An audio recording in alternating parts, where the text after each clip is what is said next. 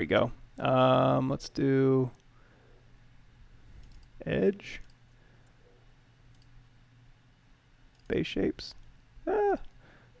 vents. Let's do some vents. So I'm going to grab a couple vents. I'm going to drag them in here as alpha. Oh, and that's another thing I learned too. Somebody pointed it out on my Twitch stream. Thank you for that.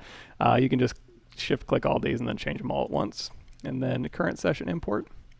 And so now that we have these, we can drag these into our not our grayscale. We can drag these into our alpha for our brush.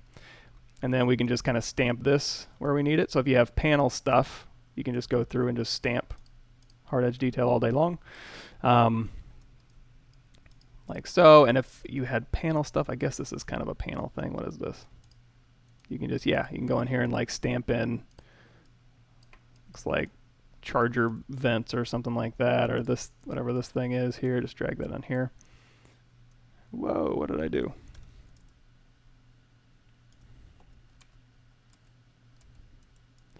I did something weird. I was waiting for this thing to load. Alpha. So you can drag this in and then stamp that on. So any sort of hard surface detail you have, did I change the damn environment map went to let's change our environment map back. Okay, so yeah, so any alphas you have that you've made, and you can make these in ZBrush or Photoshop or 3D and just capture the alpha. You can stamp all that detail. Also what you can do is we'll do another fill layer here, add a black mask, and this one we're just going to do normal. And if you go over here to hard surface, you're going to see there's a bunch of hard surface normal maps here. Actually, we don't even need a black mask. Let's go ahead and do just a normal, just a paint layer. And we're going to turn off everything but normal. So we're just going to paint on the normal. And in the normal channel for our brush, we're going to drag in this beveled rectangle. And now we can kind of just go through here and stamp that. Let's make our hardness all the way up here.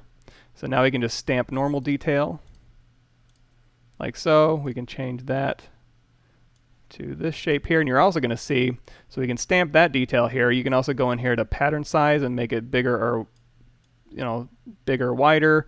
In the Y, you can change the corner size to make it more beveled or less beveled. So here's a little bit of a changed version. You can change the bevel thickness if you want it fatter.